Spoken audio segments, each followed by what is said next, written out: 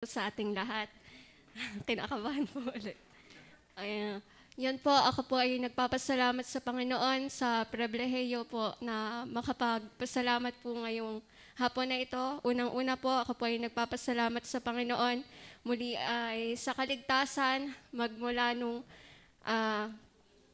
makakilala sa Panginoon ay salamat dahil naririto pa rin at mag-aapat na taon na rin po sa biyaya po. At muli po ako po ay nagpapasalamat sa Panginoon sa ministry po na akin pong kinabibilangan, ang pinagkatiwala ng Panginoon.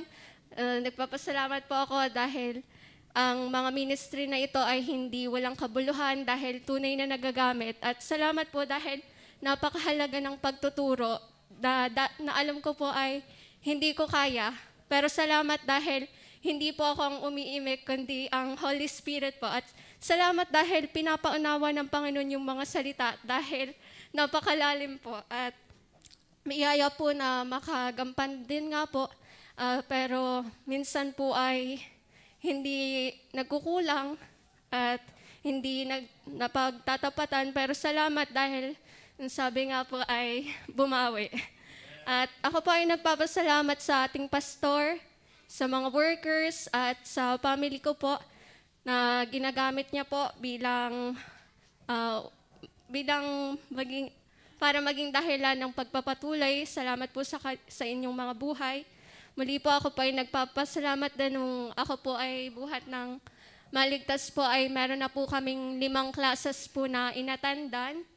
Ang tulip class po, salamat dahil ang tunay na ang tao ay depraved. Pero salamat sa biyaya ng Panginoon dahil wala siyang kondisyon para tayo ay piliin. At salamat sa sovereignty class. Ako po ay kanina po, habang nag-start po si Ate Dayasa, ako po ay naluluhana dahil ang sovereignty class po kasi ay malalim dahil ang Panginoon po ay hindi basta.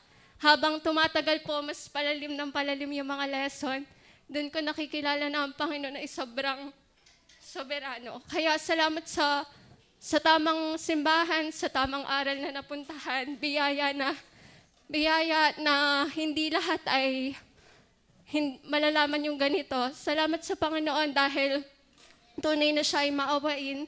At yun po. Muli po ako po ay nagpapasalamat doon po sa family altar. Ito po ay nakadalawang beses na po kaming ayan po, nagampanan po yung family altar at sana po ay magpatuloy at yun pong guidance sa school, sa pag-iingat po sa pinupuntahang mga lugar at saka sa knowledge and wisdom na ibinigay ng Panginoon. Hindi man katalinuhan, pero salamat sa Panginoon dahil kung siya nga talaga ang ating pinagkakatiwalaan, ay bibigyan niya tayo ng karunungan para magsalita. Pero hindi naman po, sabi nga sa Ecclesiastes, ay wala ring kabuluhan ang lahat ng bagay kung wala ang Panginoon. Muli po ay, yun nga po, maging maayos po ang testimony, maging ang sa yung kalooban nga po ng Panginoon pa rin palagi. Dahil hindi ko po alam kung ano ang leading ng Panginoon, pero habang ako po ay naririto, sana po ay makita ko kung ano nga ba talaga ang gusto ng Panginoon sa akin, yung tunay na desire niya po sa aking buhay. At doon nga po sa ang lesson learned ko po ngayong 2024, ay hindi tayo magiging tunay na masaya kung hindi tayo nagpapakatotoo.